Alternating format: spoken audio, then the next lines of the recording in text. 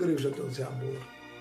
Igreja Deus e Amor que teve um homem de Deus que guerreou nela por mais de meio século e que pregou uma doutrina profunda de santificação e que foi resistido pela própria família, foi resistido todo o tempo pela própria família, foi resistido por muitos irmãos, por muitos pastores. O missionário Davi Miranda que levantou essa igreja Deus e Amor com muita oração, com muito jejum, com calos nos joelhos, que levantou essa igreja com muito jejum, com muito sofrimento, em dores, como a mulher que tem dores de parto, com risco de vida, risco de morte, aliás. Quantas vezes perseguido, atiraram nele dentro da igreja Deus e Amor, sequestros, enfim, quantos riscos, quantos perigos este homem se submeteu para manter a doutrina, quantas pessoas se levantaram contra ele. Não é? Quantas pessoas, até com processo, com orações, até orações contrárias. E esse homem resistiu a todas essas coisas, pregando uma doutrina de santificação, porque quem é santo deve se santificar mais. Essa é a ordem.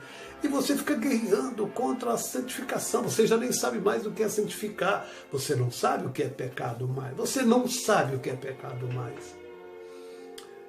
E hoje, você já imaginou um Davi Miranda que pregava contra a televisão, contra a política, contra adultério, contra o mundanismo, joias, pinturas, um homem que pregava com embasamento bíblico, que não adianta os mundanos vêm aí e ficam colocando seus comentários, isso aí não está na Bíblia, blá blá blá, isso é balela, isso aí não funciona. Pode perceber que esses tais são aqueles que não são. Os que são, eles estão defendendo a doutrina de santificação. Os que são, eles se santificam mais ainda, eles acham pouco, eles querem santificar mais. Agora os carnais não, eles vêm aqui e querem usar texto bíblico. Você devia ter a vergonha, ô varão, pastor, tem outro que se denomina pastor. Você devia ter a vergonha de vir num canal desse, querer expor texto bíblico para defender pecado, para defender mundanismo, para defender usos e costumes mundanos. Você deveria ter vergonha na cara de se expor para defender o que é pecado. Venha se expor aqui juntamente conosco para defender santificação, mais. Porque a Bíblia diz que nós devemos nos santificar mais ainda, mas não, você já é sujo e vem defender o suje-se mais ainda. Então, eu fico imaginando o missionário Davi Martins Miranda, vou usar uma linguagem figurada, como usei aqui para falar de Daniel Berg e Gunnar Wingren, quando Davi Miranda, se ele, não me tenham como tolo, mas vamos usar aqui de uma linguagem figurada. Imagine Davi Miranda no túmulo. E lá do seu túmulo, o pregador tem essa mania de fazer analogias, e às vezes analogias absurdas. Então eu vou me submeter a essa analogia absurda, que alguns podem até me reprovar, não tem problema, mas eu sou pregador e profeta, e eu sou assim, pregador tem mania de viajar. Então eu vou viajar aqui e vou imaginar numa linguagem figurada, numa metáfora aqui, e me permitir imaginar o missionário Davi Martins Miranda, depois de todo o trabalho que ele fez, e de repente ele está lá no túmulo, ele falece, ele morre, e ele está no túmulo, e do alto do seu sepulcro, ele consegue ver, ele consegue vislumbrar o ministério da Igreja Deus e Amor hoje, com essa diretoria que aí está, com o Regenere, com esses jovens que aí estão, com essa direção, não é? Com Débora, com Lorival, com Davi Neto, e lá do alto ou do mais baixo do seu sepulcro, imagine, ou imaginemos, ou imagino eu, na minha fraca colocação e suposição, na minha analogia mais rude, eu imagino aqui, de forma figurada, que se isso fosse possível, claro que não é, mas eu posso imaginar, e me atrevo a dizer, que lá está o nosso amado missionário Davi Miranda, do baixo do seu sepulcro, vendo toda essa barbaridade que ocorre agora dentro do ministério, que ele suou, que ele sofreu, que ele pagou um preço muito alto para levantar mais de 22 mil igrejas, mais de 2 milhões de membros, em mais de 100 países.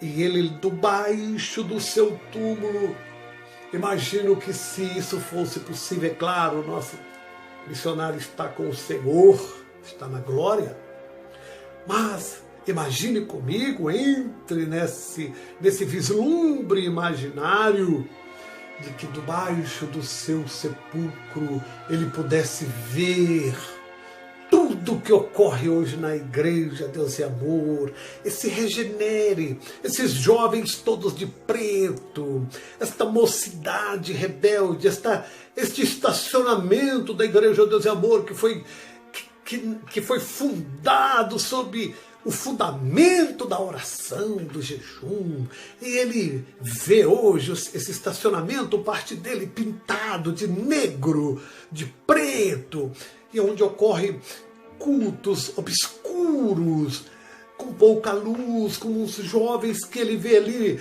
neto seu, com um comportamento estranho, com uma doutrina estranha, falando o contrário de tudo aquilo que ele pregou, contra as barbas, contra a bebida, contra o esporte, contra as calças compridas das irmãs, contra os shorts, as minissaias, as joias, as pinturas.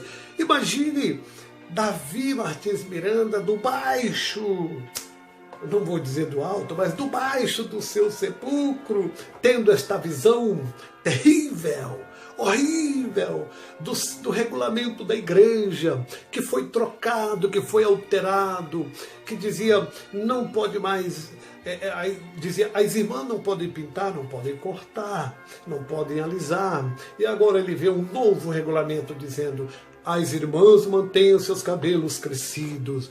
E aí ele vê lá do baixo do seu túmulo a sua própria filha, que corta e que pinta e que dirige o ministério no qual ele esteve por mais de meio século naquele altar pregando. Então eu consigo, na minha loucura imaginária de pregador, ver aquele corpo que se revira dentro do túmulo. Você vai dizer que eu sou louco. Você vai dizer que eu sou louco. Mas o pregador, ele é isso, ele consegue fazer analogias. Eu chamo de analogia absurda. Mas eu imagino que a agonia seria muito grande. É claro, Deus o poupou de tudo isso que eu estou dizendo. Mas se isso fosse possível, ele estaria se revirando dentro do túmulo, daquele caixão, para sair de lá, para tomar novamente o altar, para tomar novamente as rédeas, para estar novamente à frente, para colocar ordem na casa, para repreender esses jovens rebeldes, para repreender essa diretoria rebelde, para repreender a própria esposa, para repreender a própria filha, genro, netos, e fazer a limpeza da casa do Senhor.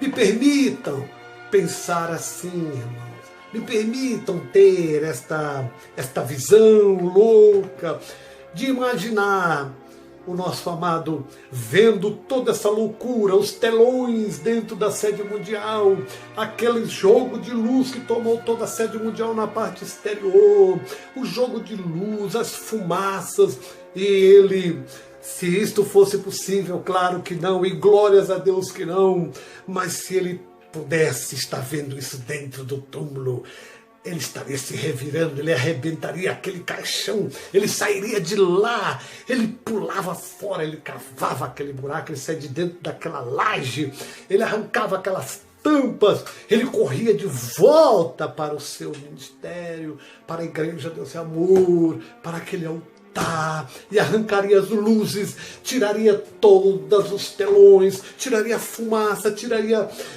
aquelas pinturas de preto do estacionamento, talvez com as mãos, ele pintaria de branco, de cal, e colocaria tudo normal, como deveria ser. Ele, como louco, estaria varrendo e trocando aquela diretoria e gritando